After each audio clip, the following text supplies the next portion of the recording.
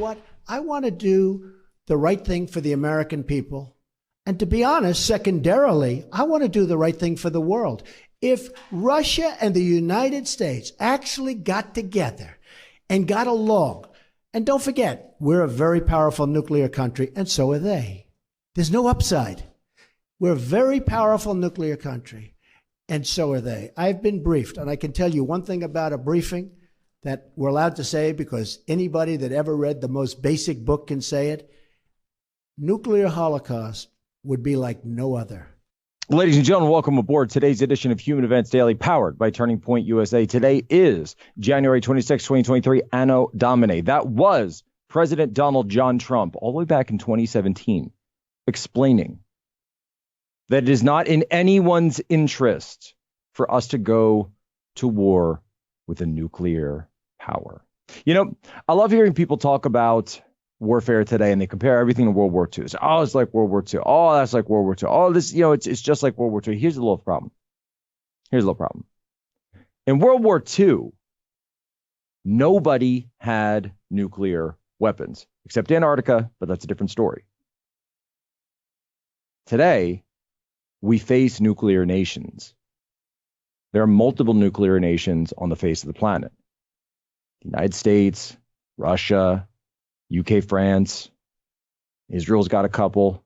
You really mean to tell me that Iran doesn't have a couple of nukes by now? Come on, cut the crap. We know they have a few hot ones. And then, of course, Pakistan has nukes, but Pakistan has told the Saudis that they are theirs to use. Their Sunni allies, they're theirs to use if needed. And of course, India is working on this. They have nuclear plants. At some point, they'll have nuclear weapons of their own.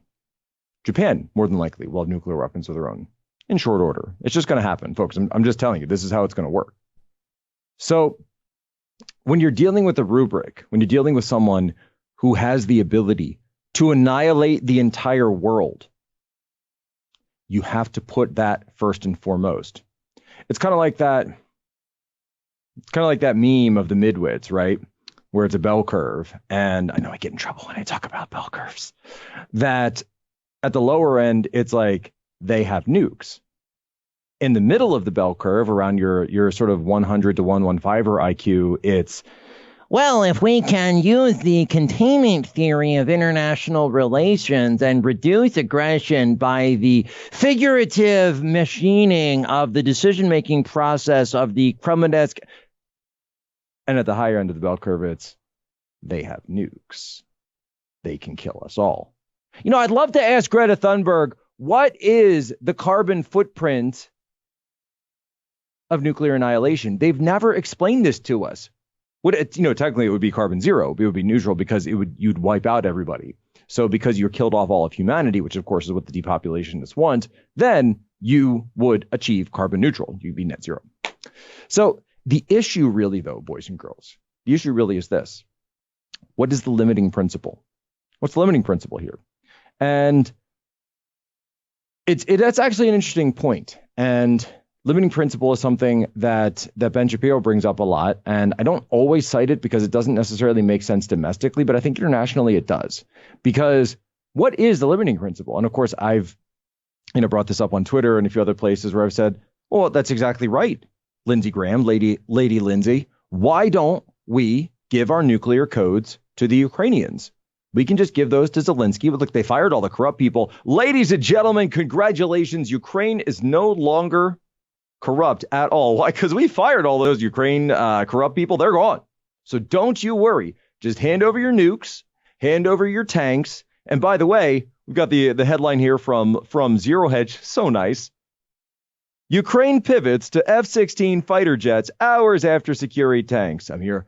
Hours after both Washington and Berlin confirmed they would be providing Western-made heavy battle tanks for Ukraine. By the way, German battle tanks on Ukrainian soil. Boy, I can't think of anything that references. Reversing course on prior policy after intense inter-NATO debate. Ukraine said it is now pushing hard for fourth-generation fighter jets. If you give a mouse a cookie, he's going to ask for a glass of milk. If you give him a glass of milk, he's going to ask to use the bathroom. It's like the old kid story. We all get taught this when we're little. And yet here we are in international relations. So what is the limiting principle? Go ahead. Lady Lindsay, you should be arguing for aircraft carriers for Ukraine, submarines, nuclear tipped Trident missiles, a couple of tanks. I'm going to say, by the way, producer Angelo, and I'm going to have to put him on blast here for a minute. So producer Angelo, he's like, Jack, I got this great idea. All right, we're going to do a whole segment on what the Abrams does and what it would, how it's going to change the battle space. When it's going to, I said, producer Angelo, it's a tank. They're big. They run over stuff and they blow up stuff at a distance. That's what they do. I think everybody gets that. It's like when you're talking about, when you're talking about your friend's cousin, you say, yeah, she's great. She's built like a tank. Everybody knows what you mean. Literally, everybody knows what you mean. You don't need to do a whole segment on it. I hope so at this point that everybody knows what that means. But, I digress. So yes, tanks are big and heavy. They run over stuff and they blow up stuff. Interestingly enough, though, because of drone warfare and precision targeting that we have now, this has become a real problem for the use of tanks on the battlefield and on the front lines, as we've seen so far. This is a reason, of course, by the way, that Ukraine is also asking for F-16 fighters, because I won't necessarily say that Russia has air superiority here, but they realize that they are lacking an air component to all of this. And that if you don't have an air component that can defend against these precision drones, then guess what? Your $20 million tank just got taken out by a $15,000 suicide drone out of Iran. One of these Shahads that, they call them the Doritos, because that's all they do. They're just little kamikaze drones and they smash into it. And it's basically like driving around in a steel coffin, because before you're able to get anywhere, if those things are in play, you're done for. And the same thing on the Russian side. And they were trying to use the Bayraktars out of Turkey for this. But the real issue, of course, is that you will need tanks at some point, because you need ground. You need a ground component in order to hold and maintain territory, as the Russians found out in Kharkov, when they were, essentially they had National Guardsmen and policemen who had been called up, and they got just pretty much wiped out right before the new changeover happened. That's why Russia pulled back from, first of all, they lost Kharkov, then they pulled back from Kherson.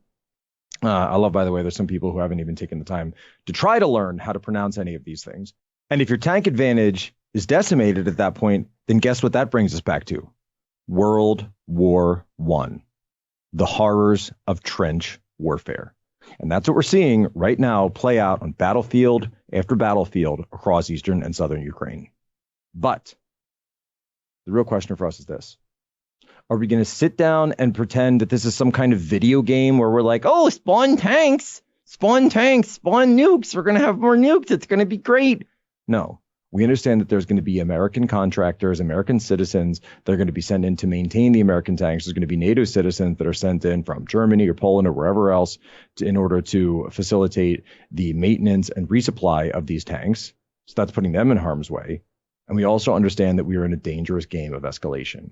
As far as I can tell, there's only one world leader that's actually coming out and saying we should make a deal for peace. Pfizer ultimately is thinking about mutating COVID? Well, that is not what we say to the public. No, don't tell anyone this. You gotta publish, don't tell anyone. You gotta publish, don't tell anyone. Okay? We're exploring, now, how the virus keeps mutating? Yeah. Well, one of the things we're exploring is, why don't we just mutate it ourselves so we can preemptively develop new vaccines, right? So we have to do that. If we're gonna do that, though, there's a risk of, as you could imagine, no one wants to be having a pharma company mutating viruses. To be, very controlled to make sure that this virus that you mutate doesn't create something that, goes everywhere. Something crazy. Is the way that the virus started and moving on. To be honest, it makes no sense if this virus popped out of nowhere.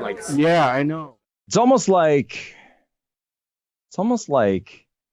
everything we thought was true and then some. So Project Veritas changed the world last night with this video that came out, which is some of the best journalism that we've seen in a generation. Some of the best. James O'Keefe is the modern day Upton Sinclair. If you don't know who Upton Sinclair is, then you need to go back and read. But that's who James O'Keefe is. And this is why they hate James O'Keefe. And this is why they shut down Project Veritas. And this is why they do everything they can to keep those in power to maintain the status quo.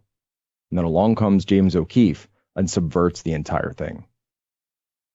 Now, the mainstream media, by the way, is deleting all their articles about this. MSN had something up. Daily Mail had something up. It's all been taken down. Video's right there. It's all been taken down. Because what this video has done is it's provided us a roadmap into what I call the missing link in the COVID-19 story. What do I mean by that? So I think by now we can conclude that COVID-19 emerged from a program within the Wuhan Institute of Virology. Shi Zhengli, the bat lady, was working on this. The NIH used a cutout organization called EcoHealth Alliance, run by Peter Daszak, in order to send strains of humanized mice and this technology to the Wuhan Institute, where they were clearly using recombinant and serial testing with these animals involved with what eventually became COVID-19 that leaked out of that lab inadvertently. But we were told all along in the now infamous debates between Dr. Fauci and Senator Rand Paul that it wasn't gain of function, it wasn't gain of function, it wasn't gain of function. Well, if it wasn't gain of function, then what was it? It's clearly gaining function. Well, now we've got two pieces of the puzzle. Let me break down what they are. First, they're not calling it gain of function. They're calling it directed evolution. Directed evolution. You see, that's called a loophole, boys and girls. That's called a euphemism, which is what the left loves to do. Papering over something, changing the words, using the power of linguistics, using linguistic tools in order to fool you. Directed evolution is obviously the same thing as gain of function, just under different terms. But what do we also see? This is Pfizer. This is not the Wuhan Institute of Virology. And so the question then comes for us, why was it that Fauci was lying so much to cover up the Wuhan Institute? Wouldn't it be easy to just say, hey, this is some crazy CCP experiment, and we need to get to the bottom of this because of national security, and we need to understand that, as President Trump told us, China owes us something like $10 trillion because of the damages they did to our population and to our economy by letting this thing out and then sending out their planes internationally after they had shut down travel domestically. This was a deliberate operation. I don't believe that it leaked out of that lab on purpose. I believe it was a leak. But once it came out, the CCP, the Politburo, Xi Jinping himself sat back and said, why should we be the only ones who take the hit? The whole world should take this. If we're going to go down, we're taking all of you with us. And that's exactly what happened. And they knew it. And they knew it from the start. And so why would Fauci cover for them? And now we have the answer for that. And that's part two. Part two is the answer was, why did Fauci cover for them? Because we're doing it too. Because you got American companies, friends of Fauci, potentially. I don't necessarily go there personally, but potentially we've heard financial investees of Dr. Fauci who are also involved in these types of experiments. And they're playing word games and mind games and all their games they want to play with you. But the truth is plain for us all to see now. And I have a simple question. You know, there's things that are complicated, but I'm a simple man. My family's Polish, right? What can I say? We're not complicated. We believe in God. We want things to be right. We defend our family. We defend our language. We defend our culture. That's pretty much it. But now I have a question. Directed evolution. So let me put it this way.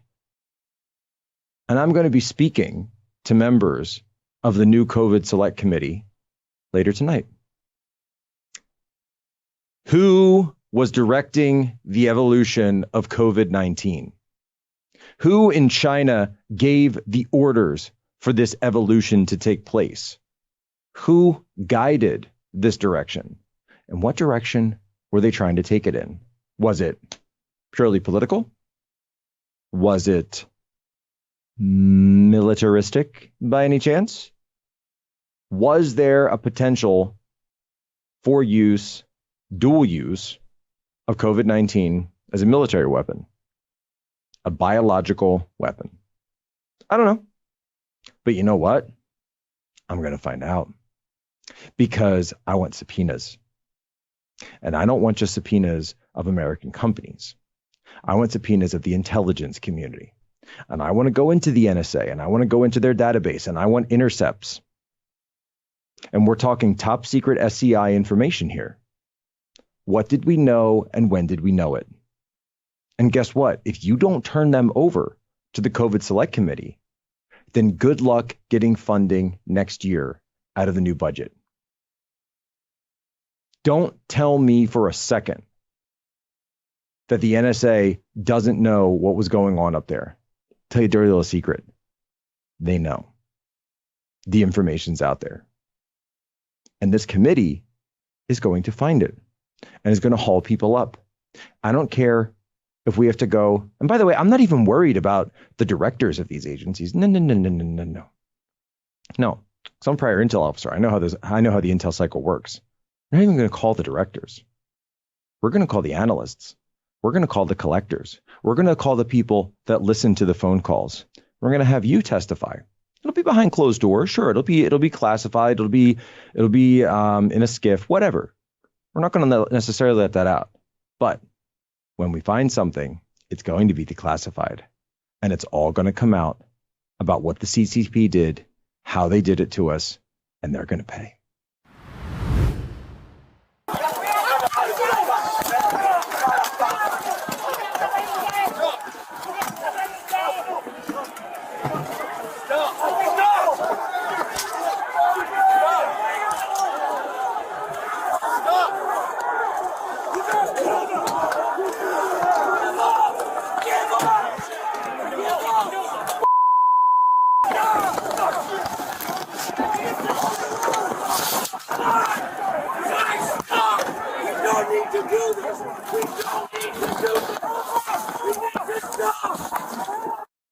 Her name was Rosanne Boyland. Her name was Rosanne Boyland. For those of you listening on the podcast version, what you just heard was the beating death of Rosanne Boyland, January 6, 2021. Rosanne Boyland was part of a crowd, climbed the steps of the United States Capitol. Capitol Police responded, attempting to shove them off, attempting to push them down, hold them back. The footage is choppy. It's chaotic. It's a chaotic environment. It's hard to see what's going on. And this footage that we have is censored. But there is something that we can glean from this footage and other angles and other footage that has been seen. There was a police officer, Capitol Police officer, who is swinging a large wooden stick and crashing it down on Rosanne Boyland again and again and again, even after Rosanne Boyland has fallen to the ground and is writhing on the steps of the United States Capitol. The officer continues to beat her again and again and again. People are yelling for the officer to stop. She doesn't. She continues beating and beating and beating Rosanne Boyland. Now, thanks to the Gateway Pundit, we found the badge number of the officer who did this. Her name is Lila Morris, badge number 5869. Lila Morris, badge number 5869. Now, you really have to ask yourselves that if the races were switched here, and the genders too, by the way, a white male police officer beating a black male protester to death, as we can see on this video, would this have been national news? Would this video have gone everywhere the way the George Floyd video did? But instead, that's not what it was. Because that's the narrative that we're preconditioned to believe, that white police officers want to kill black people. Yet instead, the races and genders are switched here. These are both women. The officer is black. The protester is white. And Officer Lila Morris continues to beat Rosanne Boyland to death as she writhes on the steps of the Capitol. Now, I know a lot of people have covered this story already, and I certainly don't consider myself to be the first. This isn't an exclusive, but I don't know if anyone's quite put it simply that way, that that's what happened, that you had a police officer beating a protester to death on the steps of the Capitol. That's what we see here. That's what we see in this footage. Now, what's amazing to me, though, is that the coroner came out and said, no. The beating and the writhing, that had nothing to do with the death. This was an overdose from amphetamines. I said, oh, that's interesting. Because when I look at George Floyd and I look at that video, and I've studied it, and I've studied every angle of all the videos of the George Floyd case, you can see a lot of things happening. You can see George Floyd at one point ingesting a lethal dose of fentanyl. You can see it in his mouth. You can hear the police officers asking him to simply sit in the back of a car. He refuses. He fights them. He's huge, by the way. He's an enormous, powerful man. He asks to be put on the ground. George Floyd asked to be put on the ground. Rosanne Boyland didn't. Rosanne Boyland was protesting, to be sure. To be sure, she was protesting, absolutely. Derek Chauvin's knee did not stay on George Floyd's neck for 9 minutes. And whoever tells you that, the same way that the state of Minnesota's lawyer said just the other day in the Derek Chauvin appeal, is a liar.